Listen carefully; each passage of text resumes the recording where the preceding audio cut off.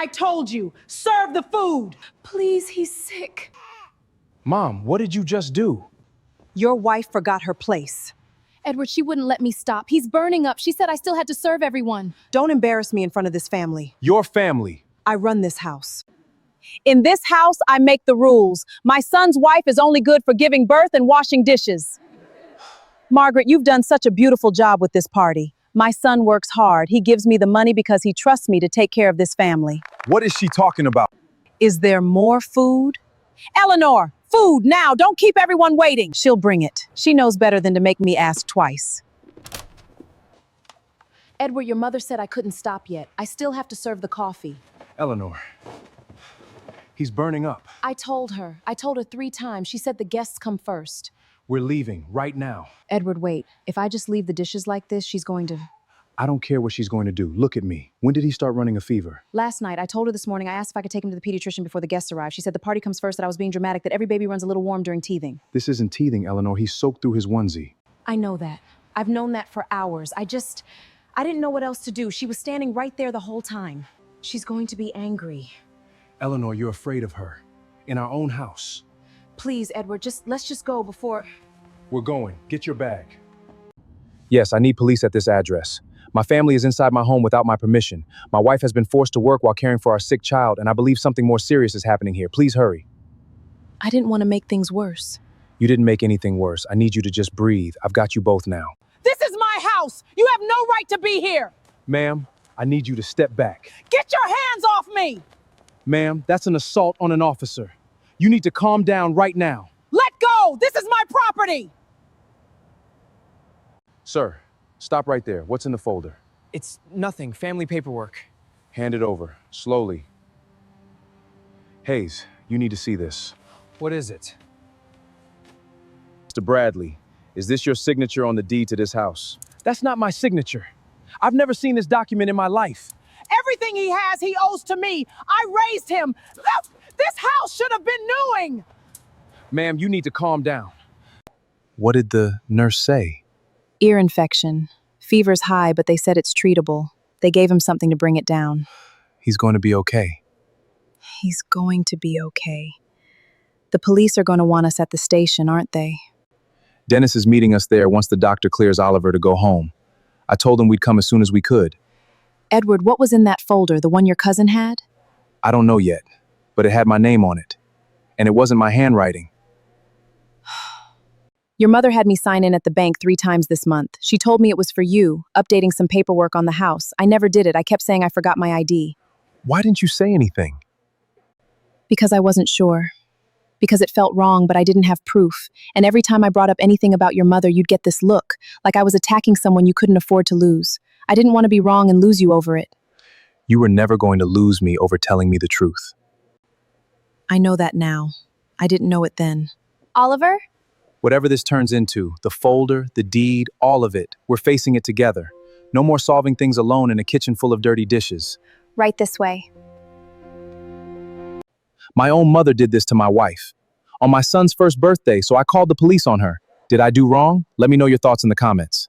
Please share this video and let me know where you're watching from. Mr. Bradley, the deed your cousin was carrying, it's a forgery. Good one, not good enough. Notary stamp's real, signature isn't. That's not my handwriting. Whoever did this had your middle name, your address, your mortgage reference number. This took months to plan. Julian had a text on his phone, someone called Uncle G asking if she'd signed. Numbers registered to Gerald Whitmore. Mean anything? My father's older brother, I met him twice as a kid. Julian says Gerald told your mother the house was supposed to go to her when your father died, that you'd taken it without knowing. That's not true, I bought that house myself. We know, but he told her she had a legal claim, all she needed was your signature. That's why she kept sending me to the bank. Why didn't you tell me any of this? Because every time I brought up your mother, you defended her. You should have told me. I know. The $3,000 a month you'd been sending her, any idea what it actually went to? No, she's my mother, I don't ask for receipts. $36,000 with no paper trail. We'll need an accounting of those transfers, it'll matter for the civil case. Detective, what happens to my mother tonight? She'll be held here overnight. We'll take her statement in the morning. Dennis, it's Edward, I need you to listen, this is going to sound insane. Go ahead. My mother and my uncle tried to forge a deed to my house. My cousin was caught carrying it at Oliver's birthday party. The police have it now. Edward, I need you to do something right now. Don't touch any of your financial accounts. Don't respond to any emails about property or banking until I've reviewed what they filed. You think there's more? A forged deed is one document. People who forge deeds rarely stop at one. I'll be there in 40 minutes. I didn't know it would go this far. Uncle Gerald came to me about 18 months ago. Said your dad always planned to leave the house to Aunt Margaret, that you'd taken it without knowing. He had old letters, made it look official. That house was never my father's. I bought it myself. What kind of letters? Edward, your dad wanted Margaret to have the house, but he died before you even bought it. Gerald must have written those letters himself. He forged letters in my father's name to convince my mother she'd been cheated by her own son. That's exactly what he did. He stopped answering 2 days ago. I think he was going to let me and your mother take the fall. And my signature on the deed? Gerald had someone forge it. I just carried the folder to the party. If you'd signed something today, they'd have swapped the pages. If not, that was the backup. I didn't think you'd come home early. 18 months, Julian. You could have called me. Your mother said if word got back to you, she'd convince you we'd made it all up. I thought she was probably right. She wasn't right. Not a fact. Hope it works out better for you than it will for them. Well, There's a second document, a quitclaim deed filed 6 days ago. Notary checks out, but she's Gerald's neighbor. The county flagged it before it went through. Your lender's name was missing from the transfer. Neighbor? Fraud. What's the play? We dig. Can it still go through? no. We're filing a challenge this afternoon. With the forgery evidence and Julian's statement, the county will flag your property permanently. This was sophisticated, Mrs. Bradley. The only reason it failed is because you didn't sign what Margaret put in front of you. I'm sorry. You didn't know. I should have seen it. She was there every week. She had keys to our house. She was putting documents in front of you, and I was sending her money, and I never once asked what was actually happening inside my own home. She told me once you'd never believe me over her, that sons always choose their mothers. She wasn't right. I know that now. I bought you something. It's still in the car. A blue dress and a pendant for Oliver. You carried a birthday cake into that. I did. Edward. Gerald Whitemore? Who's asking? Detective Whitfield, Nashville PD. We'd like to talk to you about a property at Willowbrook Lane.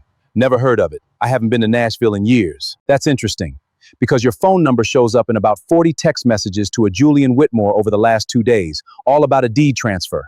I want a lawyer. You'll get one. Turn around, please. She was supposed to handle her end. One signature, that's all it needed. You'll have plenty of time to explain that downtown. They executed the warrant this morning. He was at his daughter's in Knoxville. Tried to say he'd never been to Nashville. Did they have enough? Julian's statement, the phone records, the second deed, and Gerald's email drafts. He laid out the entire plan step by step, even the notary's name and what he paid her. What are the charges? Deed fraud, forgery, conspiracy to commit property theft. Gerald's looking at felony counts on all three. And my mother? Conspiracy as well. Her attorney's pushing for a plea. She'll argue Gerald manipulated her. Was she? Partially. He gave her the framework. But she chose to use your money, chose how she treated your wife. That part was entirely hers. There's something else. They found printouts in his apartment, property listings, appraisals, even a sketch of how the sale proceeds would split between him and your mother. He wasn't going to hand it back to her. This was a sale. Exactly. They were going to sell your house out from under you and split the money.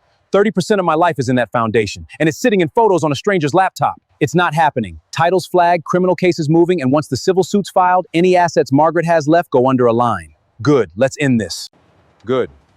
What about the civil side? Pursue it, and Eleanor's bank statements back her up completely. 3 visits, no signatures, nothing completed. She's the reason none of this worked. I know exactly what she is. What do you think she deserves? Let me know in the comments. Edward, I need you to understand. Gerald told me I had a right to that house. He told me your father wanted me to have it. I believed him. You treated my wife like a servant in her own home. You held parties with my money while she was caring for a sick baby alone. You put documents in front of her and tried to get her to sign away our house. Did Gerald tell you to do all of that too? You had a choice at every step. You made the same choice every time.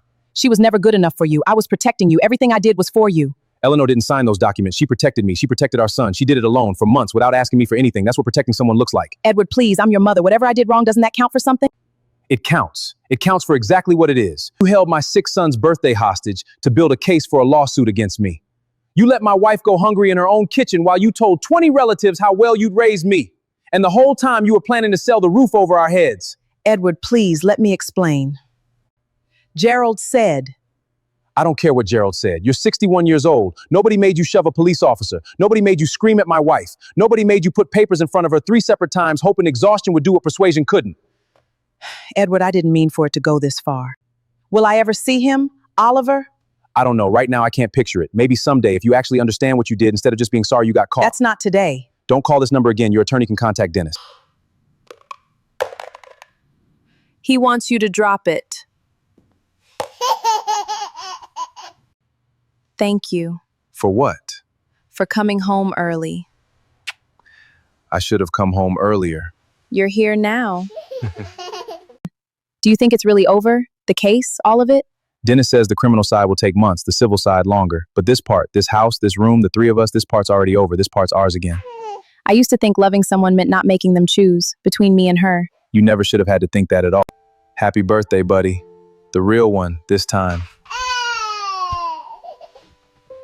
This was always the only thing worth protecting. Mrs. Bradley, your attorney indicates you wish to enter a plea. Your Honor, my client was manipulated by her brother-in-law over nearly 2 years. She's prepared to plead guilty to conspiracy in exchange for... I've read the file. Manipulation doesn't require someone to hold a script in front of you for 18 months. Your Honor, I didn't know... Mrs. Bradley, how do you plead? Guilty. No. Edward. Eleanor. I know an apology doesn't undo it. I let someone convince me I'd been cheated, and I took it out on the one person with no power to stop me. That's on me, not Gerald. Me. Given the financial harm, the attempted fraud, and the betrayal of a caregiver and infant, this court isn't inclined toward leniency because a co-conspirator organized the scheme. You had chances to stop. You didn't. 18 months, all but 6 suspended to probation, full restitution per the civil judgment, and a permanent no-contact order regarding the Willowbrook property. Edward. Eleanor, could I have a moment? No. I wanted you to know I didn't understand what was really happening that day. I thought it was just Teresa being Teresa. Strict, old-fashioned. You stood there and told her what a good job she'd done while I was crying in a kitchen with a sick baby. You didn't have to know about the deed to know that was wrong. I'm sorry. Sorry isn't enough. I know. I believe you're sorry it came out this way. I'm not sure you're sorry about the part where it happened. You didn't have to agree to this. You asked. I figured I owed you 5 minutes, at least.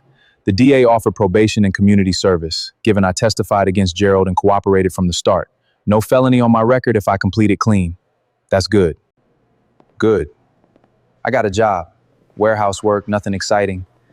But it's mine, and nobody's telling me it's a favor. You know what the difference was between you and my mother in that courtroom? What? You told the truth the first chance you got. She waited until the evidence made her. I don't expect things to go back to how they were. They won't. But they don't have to end where they are either.